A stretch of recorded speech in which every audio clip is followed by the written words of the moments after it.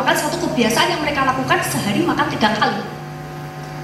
Ini pelajaran yang bagus. Lalu kalau mau pergi, bagaimana hormat terhadap orang tua? Mau pergi, pamit. Pulang pun juga ucapkan salam. Saya sudah pulang, baik-baik saja. Lalu bagaimana dengan tunduk yang kedua? Tunduk kepada orang tua. Nah ini, tunduk kepada orang tua. Kalau orang tua memanggil, para tojin sekalian, orang tua memanggil, cepatlah menjawab, cepatlah menghadap. Kalau orang tua menyuruh, nah ini yang muda-muda ini patut didengarkan. Sekarang eranya internet, PSP, ya browsing sana, browsing sini, pegang komputer, pegang PS, Nintendo, nggak mau keluar. Disuruh orang tua susahnya minta ampun, jangan begitu. Kalau disuruh orang tua, secepatnya dikerjakan, jangan malas-malasan. Lalu, bagaimana kalau ini yang paling penting? Kalau orang tua menegur, menasehati, aduh kupingku panas. Panas banget kupingku ditegur. Panjang lebar. Bagaimana kita? Meremut? Ya, meremut bolehlah, tapi diterima, diresapi, didengarkan, dituruti yang paling utama. Lalu bagaimana kasih dan melayani? Saya pernah ya, ini tentang kasih dan melayani ini saya perbincangkan dengan teman-teman saya. Bagaimana kasih dan melayani? Mereka pada bilang, ini dia bakti yang butuh extra powerful nih. Kenapa? Karena kasih dan melayani ini terutama untuk orang tua. Kita menghadapi orang tua yang sakit dan menjadi tua. Kenapa? Ekstra perhatiannya betul-betul. Ekstra perhatian. Dari jadwalnya minum obat, boleh makan ini, boleh makan itu, nggak boleh ini, nggak boleh itu. Dan dari yang kalau menjadi tua itu yang repot adalah begini. Yang paling orang muda itu tidak suka begini. Kadang-kadang dalam waktu 1 jam bicara bercerita, orang tua itu bisa 5 kali mengulang hal yang sama. Bosan, kata yang muda-muda. Tapi apa? Suatu bentuk kasih dan pelayanan. Dengarkan. Lalu apakah bakti itu berhenti sampai di situ saja? Tidak, ternyata. Bakti itu berlanjut lagi pada saat orang tua kita meninggal. Bagaimana bentuknya? Kita ini kalau menghadapi orang yang meninggal itu berkabung, bersedih, tidak berpesta pora, bersedih ya. Kita menjalankan etika dan tata cara perkabungannya. Lalu kita melayaninya dengan mengadakan upacara persembahyangan peringatan-peringatannya seperti melayaninya pada saat masih hidup. Saya punya teman, waktu orang tuanya meninggal, waktu mamanya meninggal, dia panggil band, panggil gitar, panggil player, panggil penyanyi. Saya tanya, apa betul begini ya? Loh, saya bukan berduka, saya bersuka cita. Loh, kok ini bukan iman kita, para tojin sekalian. Jadi jangan ditiru.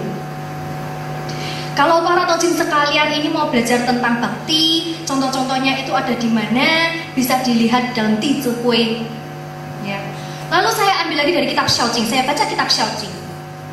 Bagaimana tentang bakti anak terhadap orang tua itu? Ternyata menurut Xiaojing paling utama itu bakti adalah kepada orang tuanya. Karena apa? Karena hidup anak ini, badan anak ini adalah hadiah yang terpenting, hadiah terbesar dari orang tua. Jadi dalam kitab Xiaojing itu dikatakan bakti yang paling awal itu dengan apa? Dengan menjaga memelihara tubuh pemberian dari orang tua ini. Orang tua memberikan badan ini, jangan dilukai seujung rambut pun. Karena apa?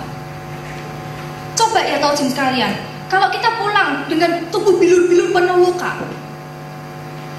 apa kata orang tua kita? Aduh Len, aduh noniku sayang, kenapa kok begini? Siapa yang menyakitimu? Mami, papi balas kan pasti. Katanya begitu.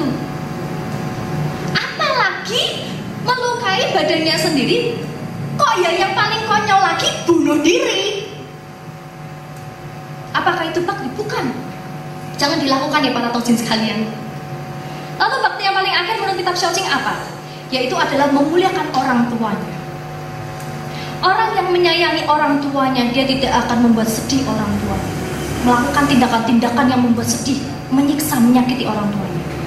Tapi kalau orang-orang yang menghormati orang tuanya, dia juga tidak akan menjelek-jelekan nama keluarganya, tidak akan merusak nama keluarganya di hadapan umum.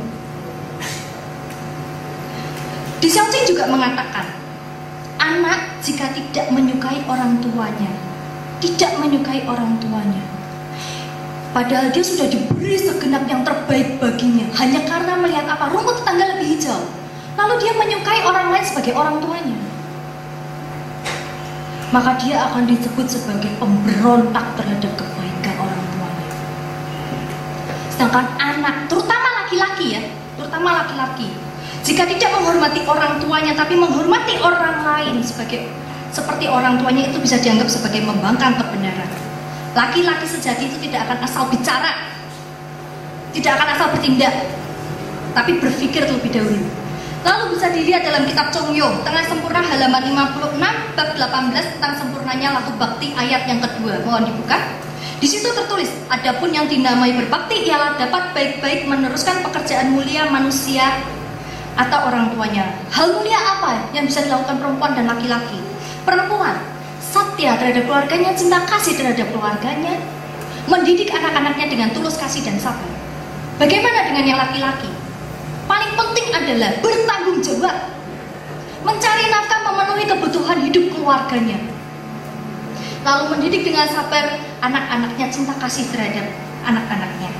Apakah bakti sudah ada sejak zaman dahulu? Sudah. Mana contoh-contohnya? Bisa kita lihat dalam San Tzu Ching. Di situ ada dua contoh yang saya ambil, yaitu yang pertama babnya Xiang Jiuling. Di situ disebutkan Xiang Jiuling neng menxi xiao yu qin shuo dan zhi. Waktu itu Huang Xiang hidup pada abad kedua pada dinasti Han. Dia saat itu berusia 9 tahun, di mana waktu itu Tiongkok musim dingin. Tapi dia hendak berbakti kepada orang tuanya dengan cara bagaimana? Dia gelarkan tikarnya orang tuanya sebelum tidur, lalu dia hangatkan dengan cara dia menidurinya terlebih dahulu, agar waktu papa mamanya tidur sudah hangat. Bayangkan abad kedua, sekarang abad keberapa? Lalu contoh yang kedua adalah Gongro, generasi ke-20 dari Nabi Gongzi. Di situ disebutkan Rong Sisui neng rang li di Yizang Yi Xian Zhi. Saat itu Gongro usianya 4 tahun, tapi dia sudah bisa mendudukan persoalan mana yang baik dan mana yang benar, mana yang porsinya itu sesuai untuk masing-masing orang. Yang kecil mendapatkan sesuai dengan porsinya, bukan yang besar mengalah lalu memberikan segala porsi yang terbesar kepada yang kecil. Jadi, apakah mengajar seorang anak itu untuk mendidik itu perlu? Mendidik anak untuk berbakti itu perlu? Oh, perlu. Dilihat dari mana? Pada kitab Sun halaman 254 Sabda Suci jilid 14 pasal ke-7, di mana Nabi bersabda, bila seseorang benar-benar mencintai, dapatkah tidak berjerih payah? Kalau seseorang benar-benar satya, dapatkah tidak memberi bimbingan? Jadi, perlukah mendidik? Perlu. Memberikan contoh-contoh dalam kehidupan konkret setiap hari ini? Perlu.